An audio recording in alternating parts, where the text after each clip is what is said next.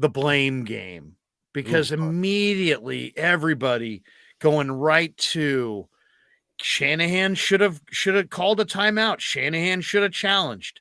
I agree. Mhm. You got me.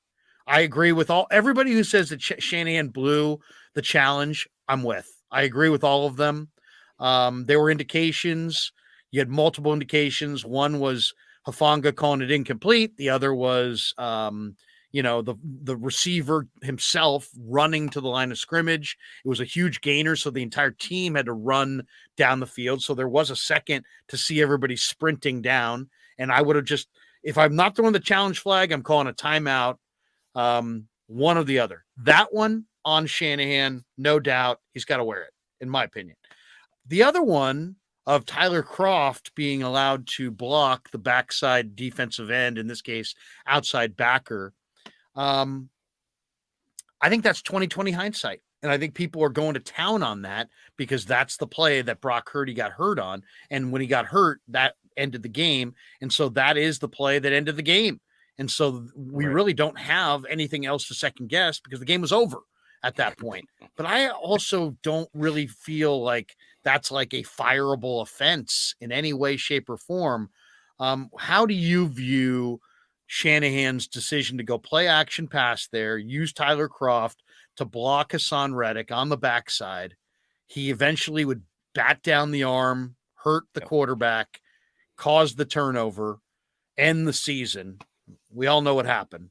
The ball, by the way, came out in 3.47 seconds. That's the final. So it wasn't 1.9 or 2.2. It was 3.47. So you can make the argument that maybe Brock held it a little too long. You could also make the argument that he probably should have stepped up into the pocket, or that he should have been aware of his weakness in protection was Kroft on Reddick.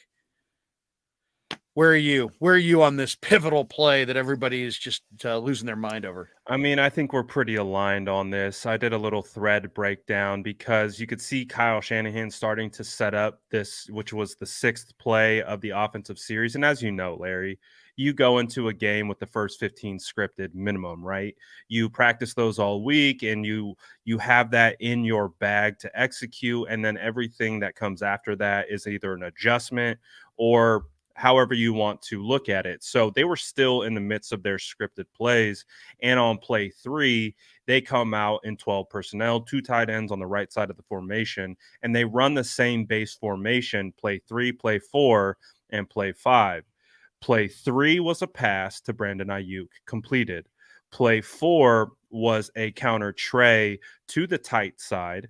And so they took advantage of Hassan Reddick screaming upfield. You had Aaron Banks kick out Hassan Reddick, and they ran right underneath it. And then play 6 was the play action. So they went basically out of the same base formation. They go pass, run, play action.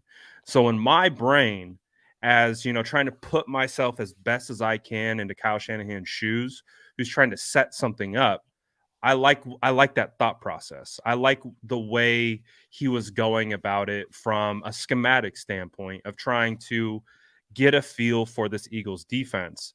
I think when you say Tyler Kroft blocking Hassan Reddick in a vacuum, I can understand why people would get upset about that. Like Tyler Kroft in a pass set type situation blocking Hassan Reddick, who's arguably a top 5 pass rusher this year. Yeah, that's not an ideal situation in a vacuum. But when you're executing play action, and we see it all the time from Kyle Shanahan, we see these edge players blocked by Brandon Ayuk, Jawan Jennings, Deebo Samuel. We even see Christian McCaffrey getting his hat on edge defenders. Like Kyle will use any type of advantage he can to make one play look like another play. So in that context of it being a play action, um, I really have no problems with it because Kyle has been executing this with success all year.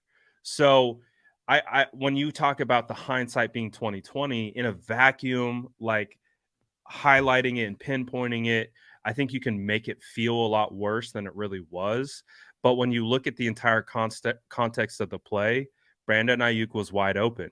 He There's a little contact at the top of the route where Brandon Ayuk was fading inside and then cut across the safety's face. Looked like the safety swiped like his midsection, and it kind of made him not have a clean break. And Brock Purdy kind of sat in that pocket a little bit. And you mentioned, what was it, 3.74 seconds? 3.47. 3.47. I believe the league average is 2.5 seconds that a quarterback has to stand in the pocket and throw. So that's to me where the issues came from. The play was just a little delayed. So when I am trying to assign blame, which I don't even try to do, but if I'm trying to do a post-mortem of this play and dig into it and see why it didn't work, I'm looking at the execution more so than the design and the coaching. I think the coaching set up a big hitter at minimum. It just was unfortunate that whatever Brock was seeing, and Brock has been phenomenal at getting the ball out with anticipation. This particular time, he just kind of hesitated a little bit. It feels like he wanted Ayuk to be open and then make the throw, and just that little pause felt like the difference. And of course, Tyler Kroft didn't do that great of a job blocking Hassan Reddick. He got it by him pretty quickly. So to me, it felt like the perfect storm that led to catastrophe. But when we're trying to assign what the issue is here, I'm looking at execution more so than design scheme. So if we're going to blame someone, and I don't even think you can really blame it was just the way the play happened, the way it played out, and it turned out to be probably the most unluckiest outcome that you could have imagined.